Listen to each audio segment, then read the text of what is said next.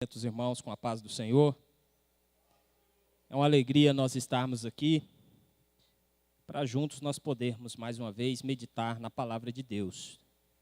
Eu tenho certeza que Deus tem algo para cada um de nós essa noite. Não há um só momento que nós nos dispomos a receber algo de Deus que nós não recebemos. Ele sempre tem alguma coisa para abençoar a nossa vida. Amém? Aleluia. Eu gostaria de pedir aos irmãos que abram a sua Bíblia aí em Êxodo, no capítulo de número 7. Vamos ler apenas um versículo aqui para a nossa meditação. Se Deus está no controle, é Ele quem determina a tua vida. Quantos acreditam nisso? Se Deus está no controle, é Ele que direciona o nosso caminho. Não é verdade? Aleluia. Êxodo, no capítulo de número 7, versículo de número 7. Nos diz assim, a palavra de Deus. E Moisés era da idade de 80 anos, e Arão da idade de 83 anos, quando falaram a Faraó. Amém? É isso aí? Vamos ler aí todo mundo junto esse versículo? Vamos lá, 1, 2, 3.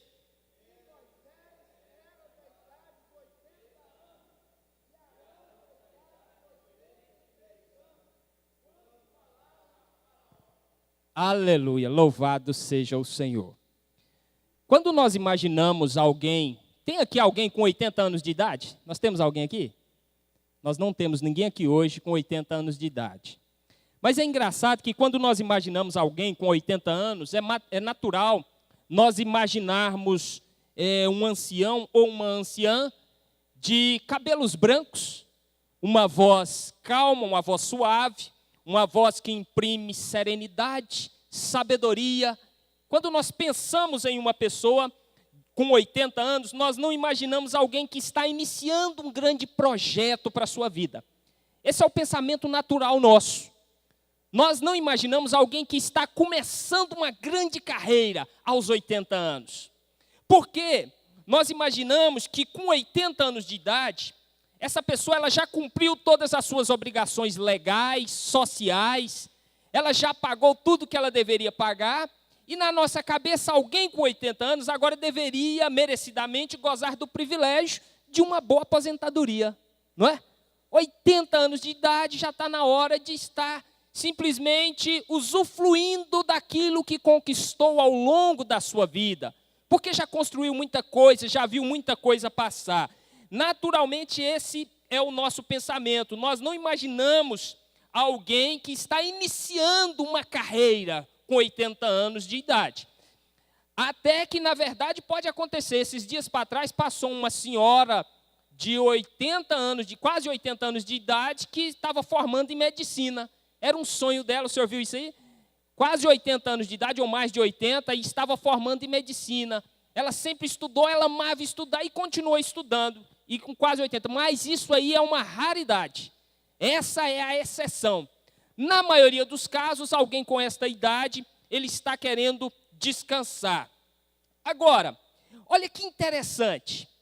O próprio Moisés, que nós lemos aqui, que Moisés era da idade de 80 anos, quando foi falar com o faraó. O próprio Moisés, ele escreveu o Salmo 90. Para quem não sabe, a autoria do Salmo 90 é atribuída a Moisés.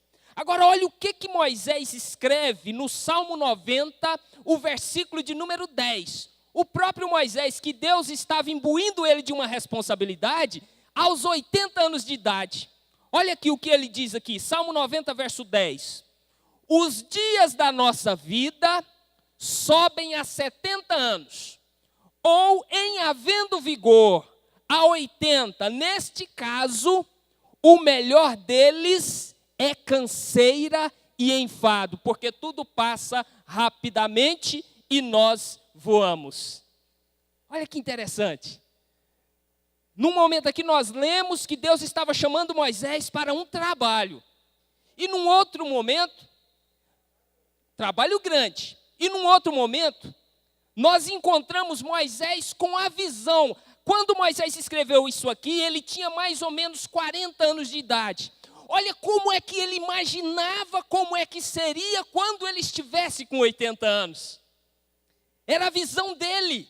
Ele imaginava que quando ele chegasse a essa idade de 80 anos, olha, quando eu tiver com 80 anos de idade, eu vou estar cansado desta vida. Quando eu tiver com 80 anos de idade, eu não vou querer fazer mais nada, porque eu vou estar fadigado com esta vida, com a correria desta vida, com as coisas que me cercam. Com 80 anos eu vou estar parando, eu vou estar descendo a ladeira. Eu não quero mais nada com 80 anos de idade. Aí muitas pessoas acham assim, não, mas o povo antigo, eles viviam muito. Eles viviam 100 anos. Aí que se engana, porque quem fez esta observação foi Moisés na sua própria era, no seu próprio tempo. Ele olha e fala assim, nossa, alguns podem chegar a 70, outros por sua robustez, por serem fortes, cheios de saúde, pode chegar aos 80, só que olha lá, quando ele chegar lá nos 80, ele vai chegar arrastado. Ele vai chegar, o melhor que ele vai... Olha que expressão forte. O melhor dos seus dias é canseira. E já pensou, irmão? O melhor dos dias ser canseira e enfado? Que coisa difícil, que peso difícil de carregar.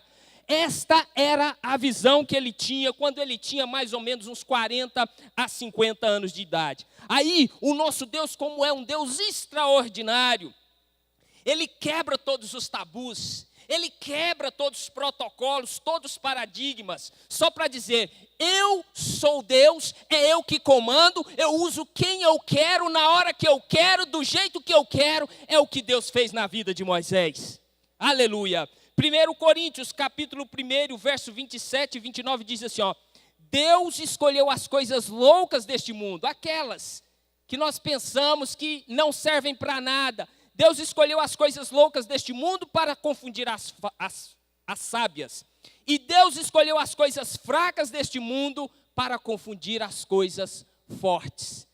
Talvez alguém olhasse para Moisés com 80 anos de idade. Não, isso aí não dá conta não. 80 anos, uma missão tão grande dessa, um trabalho tão grandioso desse, não dá conta. Mas foi Deus quem o escolheu. E o final aqui de 1 Coríntios, no verso 29, diz assim, ó, para que nenhuma carne se glorie perante ele. Deus faz questão de escolher aquele que o mundo rejeita, o mundo acha fraco, o mundo acha que não serve. Deus fala, é esse que eu quero usar, é esse que vai fazer a diferença. Aí ele era fraco, tido como fraco, ele não vai poder bater no peito e dizer, foi eu que fiz, porque ele sabe que aconteceu um milagre na sua vida, tudo que aconteceu na sua vida, foi Deus quem fez. Aleluia! Então, quando este homem, chamado Moisés, achou que o melhor dos seus dias seriam canseiras e enfado, Deus revela a ele um dos maiores projetos, um dos mais importantes do planeta naquele momento, que era retirar o povo de Deus ali do Egito, para continuar o projeto de Deus para toda a humanidade. Esta era a missão de Moisés, retirar o povo de Deus ali do Egito. Eu aprendo aqui que não é você, não é eu, não somos nós que determinamos o nosso fim, é Deus que determina o nosso começo. Ele determina o nosso começo, aonde nós estamos colocando um ponto final, aonde nós estamos pensando, eu não vou conseguir, eu vou parar por aqui. Aí Deus fala, a partir daqui eu assumo a sua vida, eu assumo o controle, eu direciono daqui para frente e eu cuido de você. Quantos estão entendendo esta palavra? Deus é que determina, foi Ele que determinou aquela missão para Moisés. Então, quando você pensa que está acabado, Deus se manifesta e determina o que Ele quer da sua vida. Justamente aos 80 anos de idade, Moisés foi incumbido dessa tarefa. Deus se manifestou a ele e o convidou para iniciar uma carreira promissora na obra de Deus aos 80 anos. Uma carreira vitoriosa, uma carreira cheia de aventuras. Imagina um senhor de 80 anos de idade comandando uma multidão de mais de 1 milhão de pessoas. Mais de 1 milhão. Ele ali na frente. Você consegue imaginar isso? 80 anos de idade. Está lá Moisés na frente daquela turma, daquela multidão, os hebreus, o povo de Deus. E de repente, gente, o faraó acabou de libertar a gente. Vamos, corre. Pega aí tudo que é de vocês. Não deixa nada para trás. Vamos embora, gente, vamos. E aí eles começam a marchar deserto afora. E ali, quando chegam ali às margens do rio que eles iriam atravessar, do mar que eles iriam atravessar, um milagre acontece, as águas se abrem ali, eles passam a pés enxutos, e Moisés ali com 80 anos de idade, marchando na frente daquele povo, chega do outro lado, quem sabe a empolgação dele ali aos 80 anos de idade, corre gente, corre, porque as águas agorinha vai fechar, e de repente quando passa o último, ele fica olhando, na hora que vem um exército inimigo ali para pegá-los ali, ele começa a ver as águas fechando e acabando com aquele exército, quem sabe a vibração dele aos 80 anos chega, Deus é fiel e Ele nos guardou, nos livrou da mão do inimigo, olha aí que bênção, aos 80 anos de idade, aleluia, uma carreira que marcaria todas as gerações do nosso planeta. Todas as religiões da terra conhecem esse nome Moisés. Todas as histórias, todos os livros de história do mundo inteiro conhecem esse nome Moisés. Porque foi um marco. Aleluia. Quem faz a diferença na vida de Moisés é o trabalho na obra de Deus. É isso que fez a diferença. Quando ele abraçou, Deus se colocou junto com ele em tudo aquilo que ele ia fazer. Deu força, deu vigor para que ele pudesse vencer as batalhas. 80 anos para Deus é nada. Ele quer usar qualquer um que seja, com 80, com 20, com 30, igual o hino que nós cantamos aqui. O hino que nós cantamos fala de um menino que provavelmente tinha uns 10 anos de idade. Um certo momento, Jesus, ele se reuniu com uma multidão muito grande, de mais ou menos 15 mil pessoas. E ele olhou para aquele povo e diz a Bíblia que o coração dele se compadeceu com aquele povo. E aí ele perguntou para os discípulos, o que eu posso dar para essa multidão? Aí os discípulos temerosos disseram para Jesus, Jesus, libera esse povo, deixa que esse povo vá embora. Aqui nós não temos supermercado, não tem padaria, não tem lugar para comprarmos alguma coisa para esse povo. Libera, porque isso aí é um abacaxi, Jesus, vai dar problema. Libera esse povo logo. Aí Jesus fala, não, eu não posso liberar este povo. Quem vem de longe me buscar não volta para trás vazio. Quem vem de longe me procurar não pode voltar com as mãos vazias. Eu tenho que oferecer alguma coisa para este povo. E ali naquele momento Jesus pergunta, o que é que vocês têm?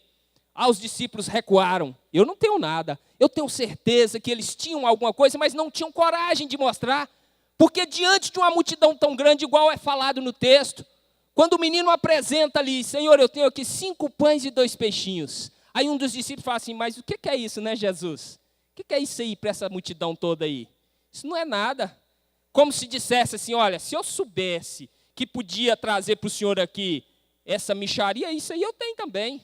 Mas não tiveram coragem. Somente um menino falou assim, ó Senhor, o que eu tenho é isso aqui, é pouquinho, mas eu tenho, eu coloco na sua mão, faça um milagre com aquilo que eu tenho. Aleluia! E foi isso que aconteceu. Com 5 pães e 2 peixinhos, Jesus alimentou uma multidão de mais ou menos 15 mil pessoas. Louvado seja o nosso Deus.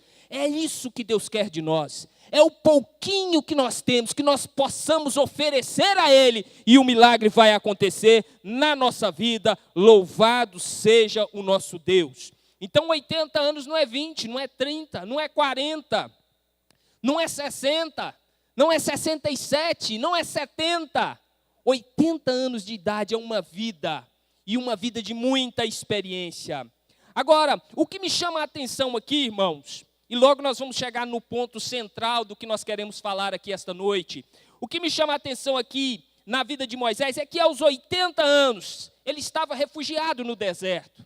Ali no deserto ele estava apacentando ovelhas. Agora tem um fato curioso aqui. Um senhor de 80 anos apacentando ovelhas, nós já subentendemos assim, bom, com 80 anos ele está apacentando as ovelhas, é o rebanho dele, não é? É o rebanho dele, porque ele deve ser um senhor que tem um rebanho muito grande, os outros servos devem estar apacentando outros rebanhos em outros lugares. Por quê? Porque ele tinha 80 anos de idade, tinha que estar apacentando o seu próprio rebanho, tinha que estar cuidando ali dos seus negócios. Talvez alguém faltou, talvez você pense isso, mas não. Ele estava ali com 80 anos de idade apacentando as ovelhas do seu sogro. Você consegue se imaginar com 80 anos apacentando ou cuidando dos negócios do seu sogro? Trabalhando para ele? Lá na luta? Lá, ralando? Você consegue imaginar? É meio estranho, não é? É esquisito. Você com 80 anos de idade, mal está conseguindo ficar em pé e está lá no campo arrebanhando lá o gado do sogro, montado num cavalo igual peão, com 80 anos de idade. É isso, essa é a verdade. Ele estava ali com 80 anos. Aí vinha um segredo de ele estar ali apacentando as ovelhas, que não eram dele. Na verdade, Deus estava conservando Moisés como servo. Deus estava conservando Moisés com a postura de servo. Sabe por quê? Porque Deus só usa se for servo. Deus só usa se tivermos essa postura de humildade e mostrarmos que nós estamos prontos para servir, prontos para trabalhar. Muitas pessoas, muitas vezes, não são usadas por Deus porque não querem mais serem servos. Já saíram da posição de servos, agora querem ser senhores, agora querem ser doutores, agora não respeitam mais aquilo que Deus colocou como liderança sobre a sua vida. Aí não prospera, aí Deus não usa, aí não vai avante. Irmãos, nós temos que aprendermos com esta lição de Moisés, que nós temos que ser servos a todo tempo. Jesus, ele deixou claro isso para nós. Jesus sendo Deus, olha o que é que ele fez. Quando eles estavam sentados ali em uma mesa para a ceia, Jesus ele se prostrou nos pés dos seus próprios discípulos e lavou os pés dos seus próprios discípulos. Pensa nisso, muitas vezes nós falamos, mas parece que está tão distante. Agora se coloque no lugar, você é onde você está. Imagine você se levantando e pedindo para cada um dos irmãos: tira o sapato, irmão, que eu vou lavar o seu pé. De repente você vai encontrar algum aí que está com um cheirinho mais forte, né? Mas vai lá, pega de um por um. E naquele tempo era diferente, as estradas eram tudo de chão. Eles andavam, era o famoso pé de Todd, né? Aquelas alparcas de couro, pé suado, todo sujo.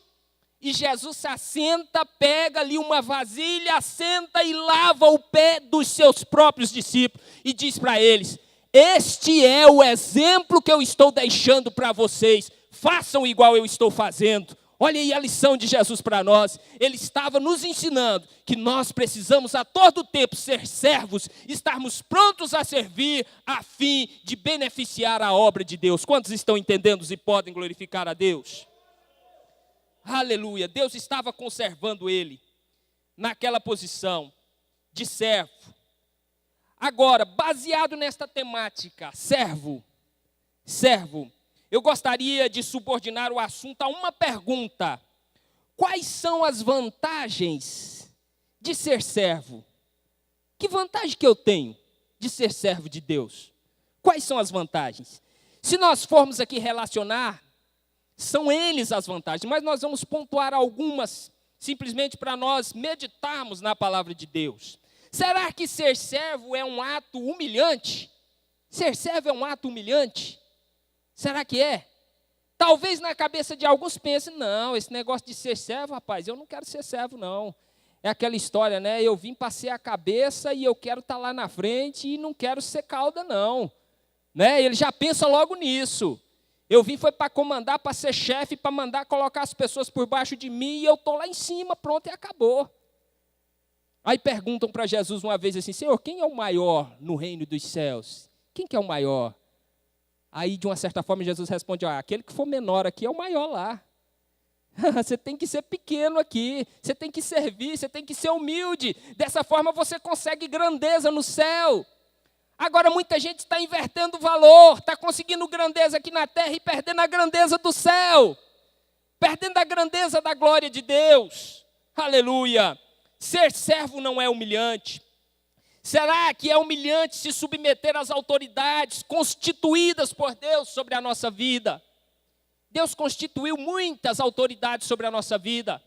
Se hoje você trabalha em um lugar, nós temos que ser digno do lugar onde nós trabalhamos, respeitar aquela pessoa que nos contratou ali. É uma autoridade constituída por Deus sobre a nossa vida. As autoridades, por mais erradas que sejam, mas são autoridades constituídas por Deus sobre a nossa vida. O filho, o pai, é a autoridade constituída por Deus sobre a vida do filho. A mãe é a autoridade constituída por Deus sobre a vida do filho. O pastor é a autoridade constituída por Deus sobre a vida de cada um dos membros da igreja. Aleluia, são autoridades que Deus constituiu. E não é humilhante sermos servos, servir, estarmos prontos, sermos fiéis. Não é humilhante, é gratificante. Deus olha cada ato nosso e nos abençoa por isso. Louvado seja o nosso Deus. Muitos se esquecem que o primeiro requisito para ser o maior no reino de Deus é ser o menor aqui. Então, quais são as vantagens de sermos servos? Agora eu gostaria de voar no tempo e falar de um homem que foi um grande servo. A Bíblia fala que ele foi o homem segundo o coração de Deus. Você já pensou nisso? Ser segundo o coração de Deus. Olha o que diz aqui o texto de Atos capítulo 13, verso 22, com relação a Davi. E quando este foi retirado, lhes levantou como rei a Davi. Quando foi retirado Saul, lhes levantou como rei Davi, ao qual também deu testemunho e disse, o Senhor dizendo, achei a Davi filho de Jessé, varão conforme o meu coração, que executará toda a minha vontade. Executará toda a minha vontade. A ênfase desta passagem está nesta parte que diz que executará toda a minha vontade. Quem executa a vontade do seu Senhor é o quê? Servo. E se executa toda a vontade, é um servo fiel, é um bom servo. Porque existem aqueles servos que executam a vontade do seu Senhor de forma parcial. Não, eu só vou fazer aquilo que me convém. Fora isso eu não vou fazer. É um servo, mas é um servo mau. Reclamando, criticando, zombando, colocando-se como tropeço naquilo que o Senhor quer fazer, nos projetos do servo. Aí é um servo mau. E aqui nós vemos que quando você é servo, a primeira coisa, quando você é servo, você agrada o coração de Deus. Então vale a pena sermos servos. Se nós queremos agradar o coração de Deus, nós temos que ser servo. Então quando você é servo, você agrada o mais íntimo das intenções de Deus.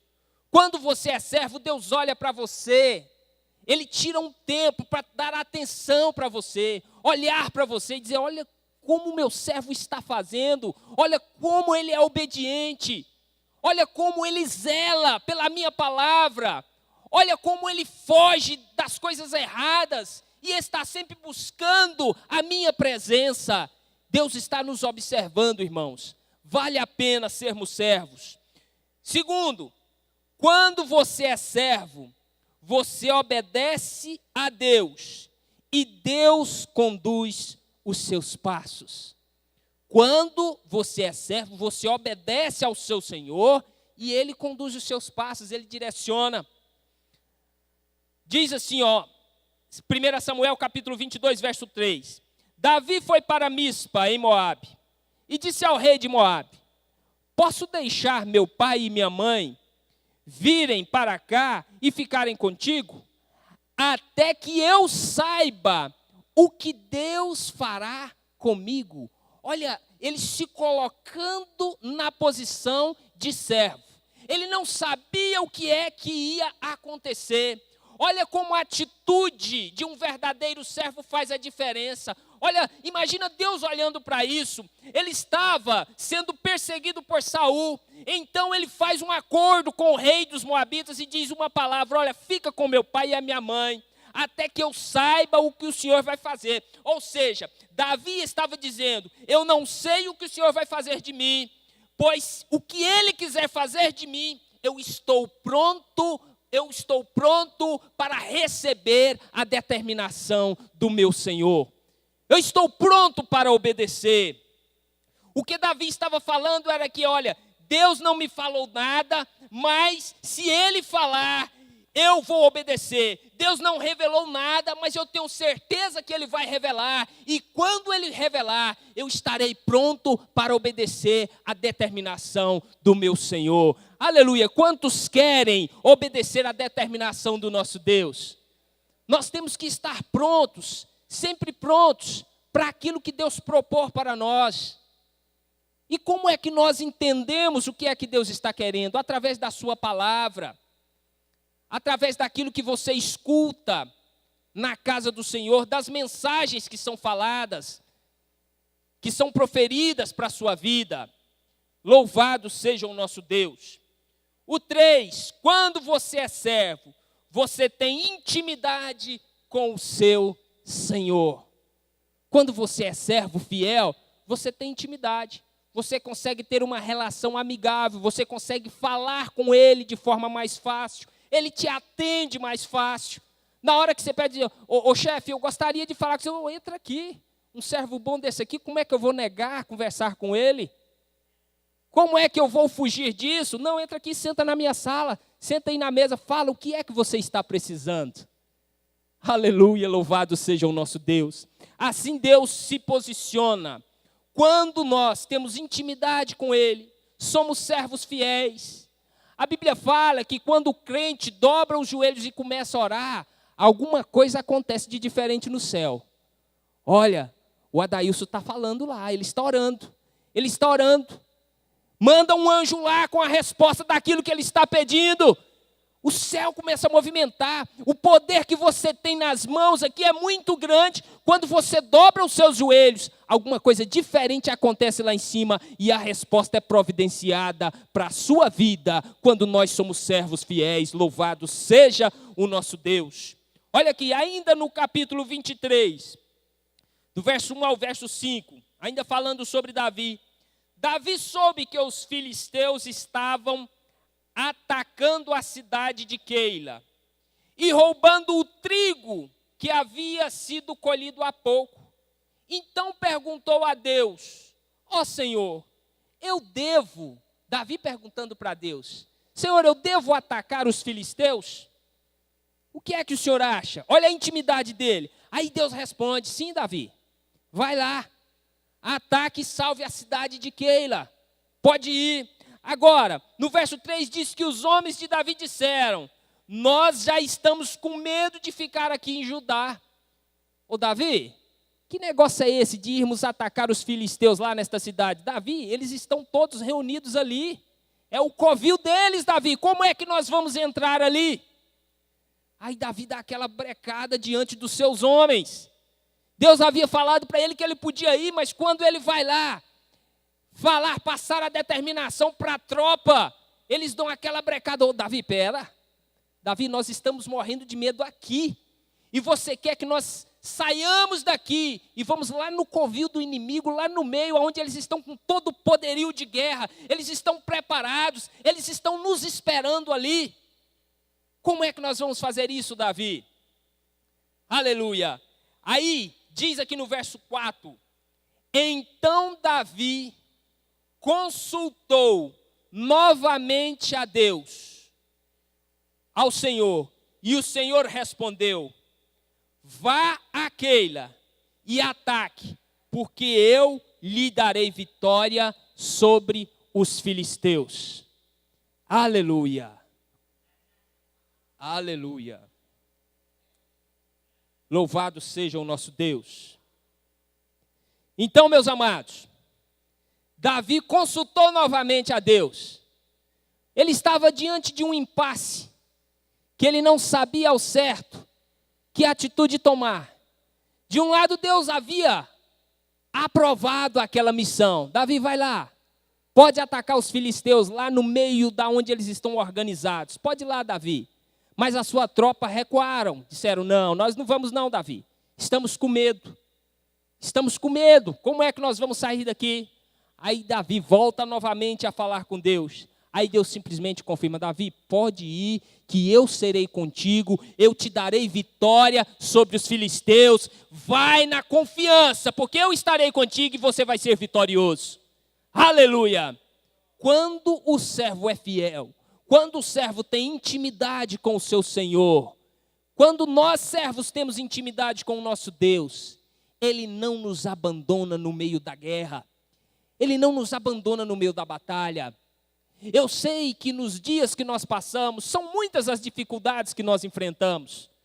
Muitos enfrentam dificuldades financeiras, outros enfrentam dificuldades familiares, outros enfrentam dificuldades na área da saúde, enfermidade, desentendimentos familiares, desentendimentos com vizinhos, problemas sociais diversos.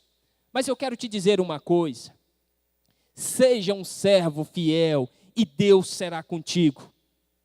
O nosso Senhor, Ele é tão bom, que a palavra de Deus diz que, ainda que nós sejamos infiéis para com Ele, Ele permanece fiel para conosco. Por mais que nós tenhamos falhas, por mais que nós venhamos a errar, cometer pecados, a deslizar, Ele continua o mesmo Senhor da sua vida, querendo o melhor para você, procurando o melhor para você, desejando o melhor para a sua vida. Louvado e glorificado seja o nosso Deus. E assim diz a palavra de Deus que Davi, chamando ali o seu exército, eles foram para aquela cidade.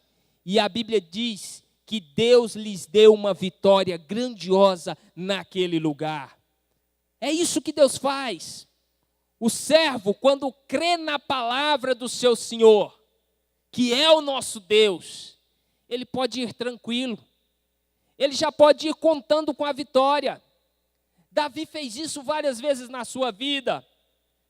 Lá no episódio, quando ele enfrentou Golias, ele dizia para Golias, olha, você vem comigo, comigo aí com armas, com lanças, com tanta coisa, mas eu vou até ti em nome do Senhor dos exércitos, do Deus de Israel. Aleluia. Davi, ele estava ali confiado que ele tinha uma proteção muito grande sobre a sua vida. Ele confiava e confiou piamente no seu Senhor. Então ele enfrentou aquela guerra ali, aquela luta com aquele gigante, já sabendo que ele teria vitória, porque ele acreditava no seu mestre, ele acreditava no Deus que ele estava servindo, e nós temos que acreditar no nosso Deus, no Deus que nós servimos, que é o mesmo Deus que abençoou Davi, que deu vitória a Davi. Louvado seja o nosso Deus. Aleluia. Quarto e último, aqui eu corri com o tempo, né? Aleluia. Quando você é servo, você se torna semelhante ao seu Senhor. Quando você é servo, você se torna a imagem. Efésios no capítulo 5, verso 1. Sede, pois, imitadores de Deus como filhos amados. Aleluia. Nós devemos ser imitadores do nosso Deus, imitadores de Cristo. Sempre que nós estamos envolvidos em alguma coisa na vida, nós temos que fazer aquela pergunta: o que é que Jesus faria aqui em meu lugar? O que é que o meu mestre, o meu Senhor faria neste lugar? Como ele agiria estando nesta situação? Como é que ele agiria? Eu acho que eu já contei aqui uma vez. Disse que uma certa vez, houve um problema no trânsito, um rapaz veio e bateu no carro do outro. Olha a falta de vigilância. Nós temos que ser servos e vigiarmos, para não fazermos aquilo que entristece o nosso Senhor. Aí bateu ali na traseira do carro ali e o motorista levantou dali nervoso, bravo. Eu já contei isso aqui uma outra vez. E aí saiu ali os dois motoristas e um falava, apontava o dedo para o outro ali, e aquela confusão. Por que você bateu no meu carro? Ah, mas você freou muito forte na minha frente e tal, tal. E aí o certo é que um pegou ali no colarinho do outro ali e os dois começaram a rolar no chão. E era pontapé e soco e brigando ali no chão. Aí o que estava por cima, ele pegou assim, apertou o pescoço ali daquele que estava ali por baixo. Apertou o pescoço. Aí o rapaz, quando ele viu que não tinha jeito, saiu assim com a voz bem exprimida, assim, ó. O sangue de Jesus tem poder. Aí o que estava por cima soltou, levou aquele susto. E falou assim, ué, rapaz, você é crente? Sou. Ô, irmão, a paz do Senhor. Já pensou nisso? A falta de vigilância, né? Por isso que nós temos que perguntar, o que faria o meu Senhor se estivesse no meu lugar? Será que essa seria a atitude do nosso mestre? Já ir direto para a briga e aquela, né? Porque tem muita gente que é nervoso, né? O estupim é curto. Tem uns que nem tem estupim mais, né? Ele já estoura de imediato já, né? Parece aquela granada sem pino. Já não tem um pino, né? Falta o pino. Qualquer coisa já estoura. É o homem bomba, né? Tem crente bomba, né? Que estoura facinho, qualquer coisa ele está estourando. Mas nós temos que vigiar, irmãos. Nós temos que vigiar. Há poucos dias atrás, eu até falei isso para o meu pai, compartilhei com ele. Eu estou trabalhando agora, confeccionando uniformes, fazendo uniformes para empresas. Faço camiseta, camisa, aquilo, né? Se os irmãos precisarem, aí já está aí a propaganda feita, né? Então, nós estamos fazendo. Inclusive, o uniforme da Escola Bíblica Dominical foi nós que fizemos. E esses dias para trás, eu fui até uma empresa e o rapaz encomendou o uniforme ali. E eu fechei o negócio com ele. E tudo tranquilo. Ele era conhecido de um cunhado meu. Aí eu falei assim, eu vou fazer os uniformes, entrega, e na hora que eu entregar, eu recebo dele, né? Uma prática que eu não faço mais. Agora, olha, na hora de fazer, fechou o contrato, a pessoa já dá um sinal ali para depois, na hora que entregar para ele, ele me passa o restante. Porque o mundo comercial aí não é fácil, é difícil. E aí eu fiz os uniformes, cheguei lá para entregar para ele, ele falou assim, eu estou sem dinheiro aqui agora, e você faz o seguinte, vem aqui mais tarde, que eu vou te dar o dinheiro em espécie. Aí eu falei assim, tranquilo, né? Mais tarde eu volto. Aí fui embora. Aí quando foi mais tarde eu passei lá. Rapaz, você me desculpe, moça, aconteceu um imprevisto aí, não sei o quê, não sei o quê. Irmãos, foi mais ou menos uns 7 dias eu indo lá todos os dias e cada dia era uma história diferente. Pensa nisso. Aí a paciência, porque o estupim aqui é longo, né? Mas ele veio queimando a semana inteira.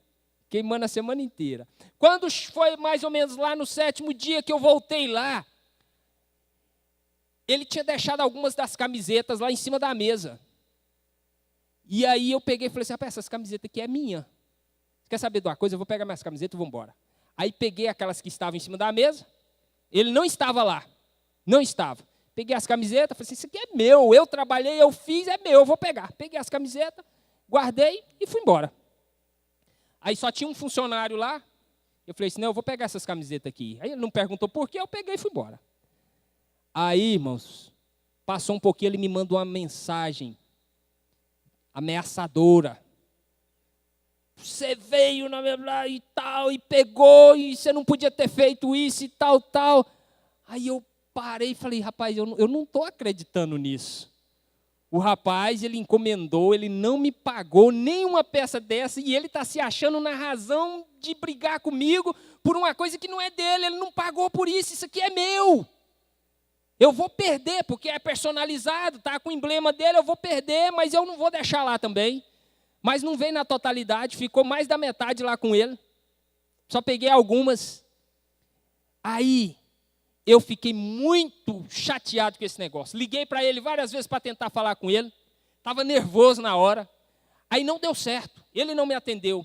Aí depois eu fui parar e pensar. Falei assim, rapaz, Será que é certo eu levar esse negócio adiante desse jeito, nesse clima que está indo, nesse rumo que está indo aqui? Onde é que isso vai parar? O que é que vai dar o final disso daí? Você quer saber de uma coisa? Não vou falar mais com ele, não vou cobrar, deixa isso para lá. Aí falei para o meu pai, pai, aconteceu isso, fiquei muito chateado, muito triste, mas graças a Deus, Deus já tirou do meu coração, esqueci esse negócio para lá, larguei para lá. Tem coisas, irmãos, que é melhor nós abrirmos mão. Abre mão, deixa isso para lá. Deus é poderoso, é aí que nós temos que crer no nosso Deus. Ele é poderoso para dar infinitamente mais do que aquilo que nós pensamos ou pedimos. Ele pode me dar 10.000 vezes mais do que aquilo que o inimigo vem aqui e tenta te tomar. Esse é o nosso Deus e nós temos que confiar nisso.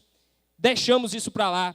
Aleluia. 2 Coríntios, capítulo de número 3, verso 18, diz assim, e todos nós que com a face descoberta contemplamos a glória do Senhor, segundo a sua imagem, estamos sendo transformados com glória cada vez maior.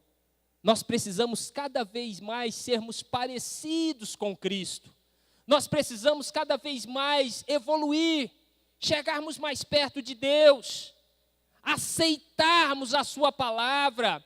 Muitas vezes é muito difícil cumprir alguns preceitos, parece que são difíceis, mas é neste momento que nós temos que pedir a misericórdia do nosso Deus. Senhor, trabalha a minha vida, trabalha o meu interior, me dê força para vencer a mim mesmo, me dê força para vencer os meus impulsos. Eu preciso me parecer com Cristo.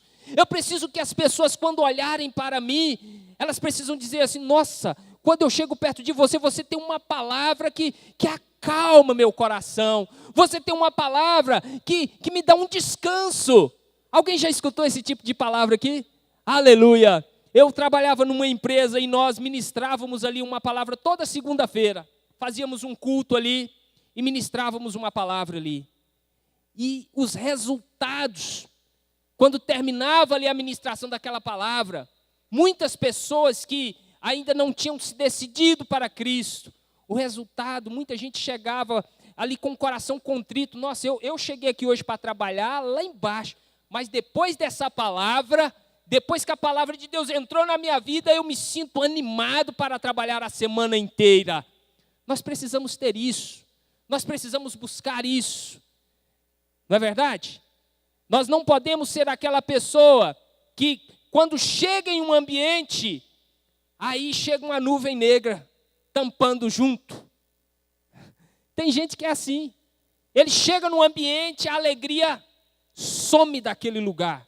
Todo mundo fica com medo, todo mundo fica entristecido, o peso chegou junto ali, aquela pressão chegou junto. Não.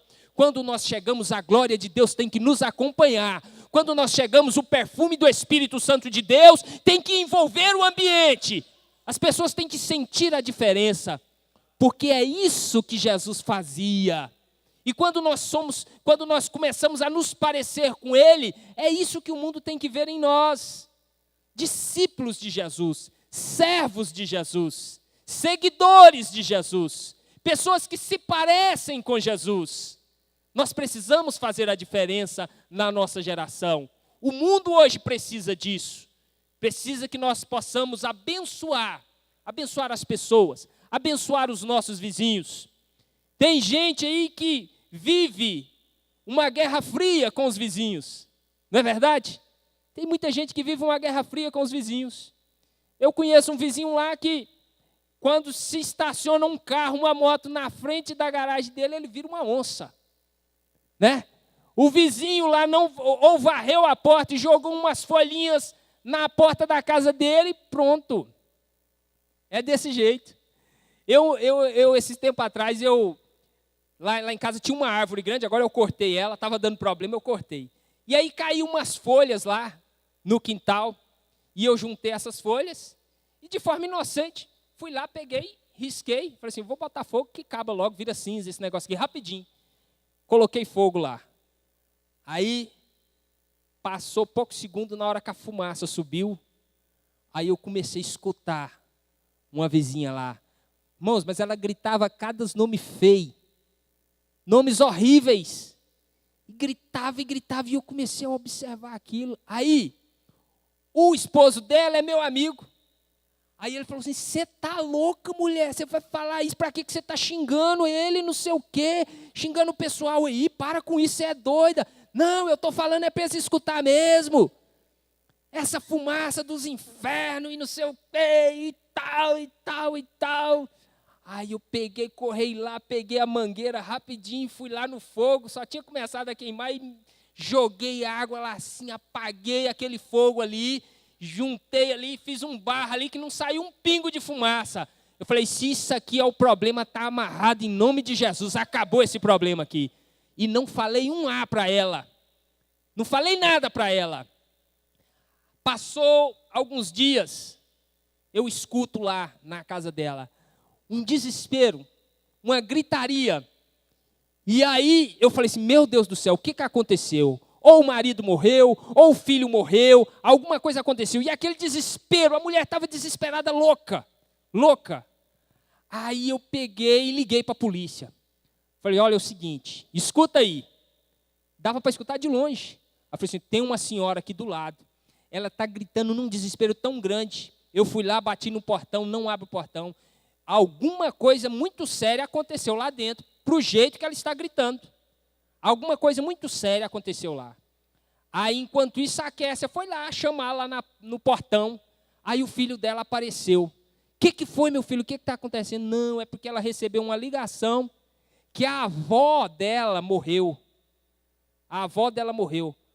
Aí eu peguei, aí a Kessia gritou, não, ô Duda, já abriu aqui, pode ficar tranquilo aí. Aí eu estava com o pessoal do Copom no telefone, eu falei assim, olha, pode deixar, parece que já abriu o portão, é simplesmente porque ela recebeu uma ligação, um parente faleceu e ela está nesse desespero todo.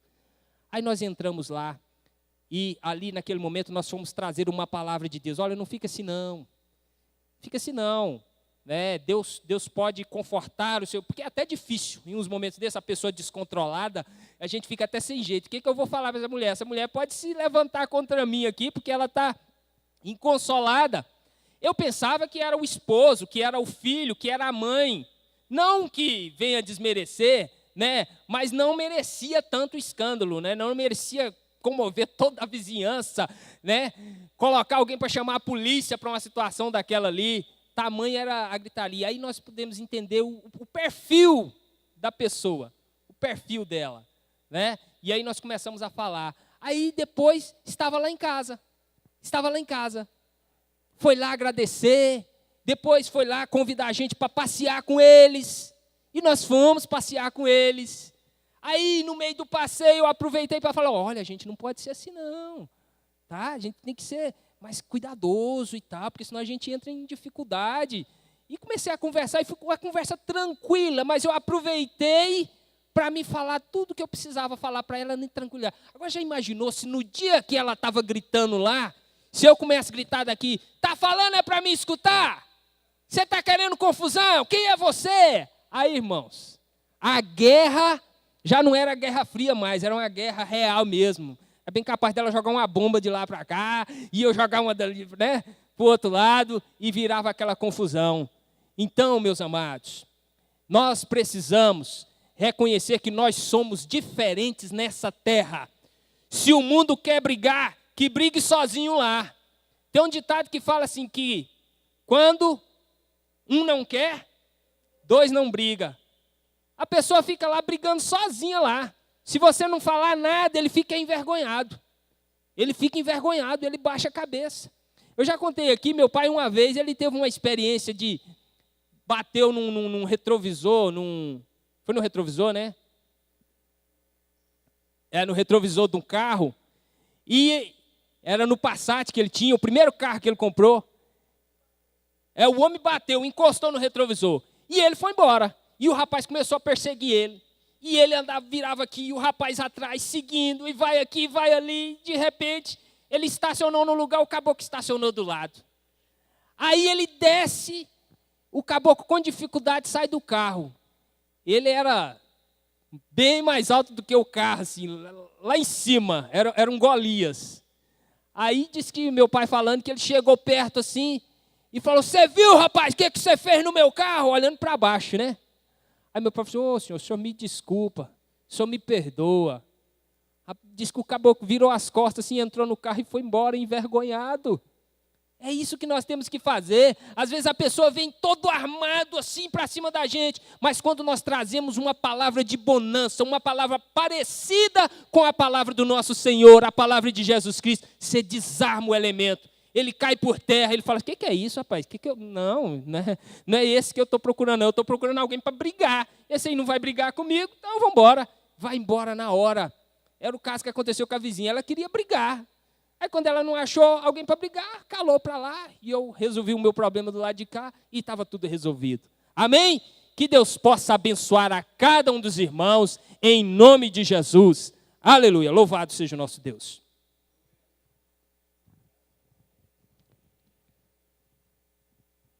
Amém, graças a Deus.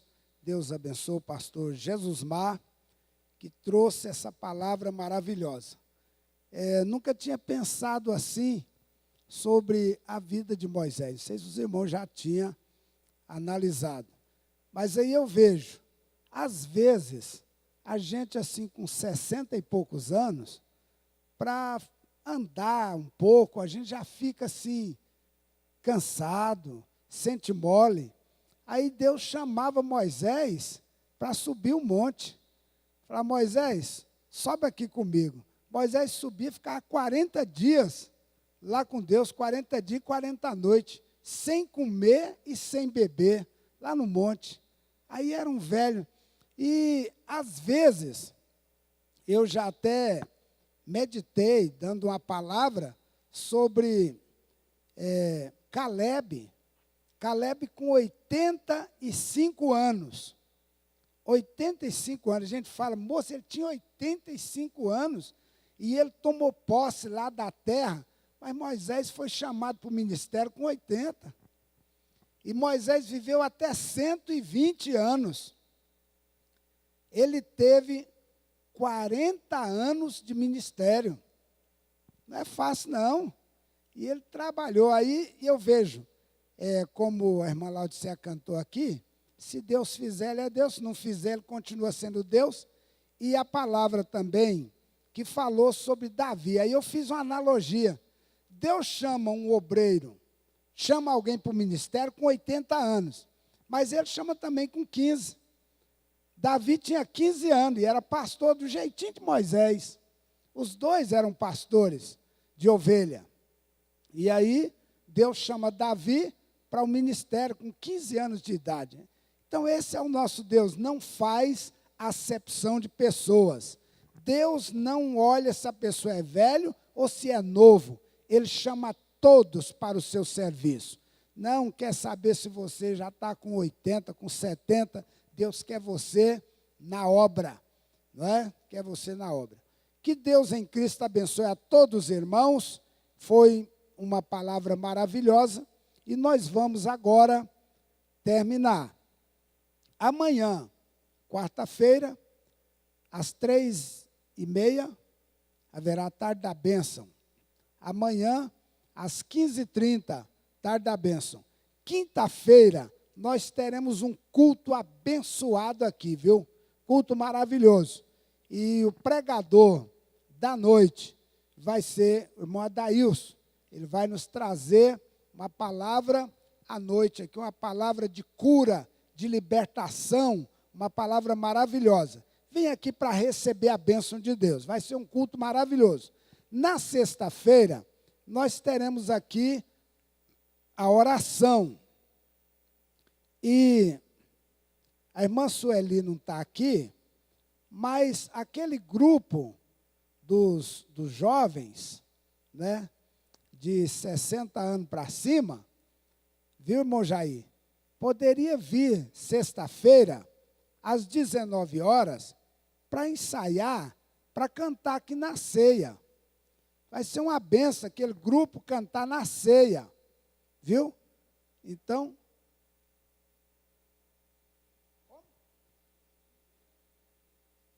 é de 50 anos acima. Não é de 60, é 50. Então, os jovens aí de 50. Quantos de 50 acima nós temos aqui? Olha aí, gente. Não, quero todo mundo aqui. Todo mundo aqui, sexta-feira, 19 horas, viu? 19 horas, nós vamos ensaiar um hino bonito e vamos cantar na ceia, viu? Vai ficar todo mundo ali, os jovens, e nós vamos cantar para Jesus na ceia, domingo próximo. E para os obreiros, de cooperador, diácono, diaconisa, presbítero, missionário, evangelista, pastor, apóstolo, bispo, todo mundo, nós teremos reunião lá na Vila Nova, a partir das 15 horas, viu? Reunião. O obreiro tem que ir para a reunião para conhecer, saber o que está tratando lá, viu? Então, vamos estar na reunião sábado próximo. E aí, no domingo de manhã, toda a igreja está convidada e intimada a estar aqui. Nós teremos a oficina de obreiro. Vai ter um pastor aqui que vai falar de liderança, vai trazer uma palavra maravilhosa para nós. E vamos estar aqui na parte da manhã, a partir das 9 horas. Não, é para todo mundo. Eu estou falando que é toda a igreja, todo mundo, viu? Toda a igreja está convidada. Teve lá no Palmito e a igreja ficou lotada, ficou cheia, bem cheia mesmo. Então, eu convido a todos para estarem aqui no domingo de manhã e à noite, às 18h30, nós estaremos aqui começando a ceia do Senhor. Agradeço mais uma vez a atenção dos internautas, nossos amigos, nossos irmãos, que ouviram essa palavra, participar desse culto. Que Deus abençoe vocês. Nesse momento nós vamos orar e vamos trazer uma palavra de oração para os nossos internautas também, para Deus abençoar vocês aí na sua casa, no seu lar. Peço aos irmãos que fiquem de pé, vamos orar ao Senhor nesta noite, agradecendo a Ele por tudo. Vem aqui, irmão Adailson, orar pela igreja e orar pelos internautas nesta noite.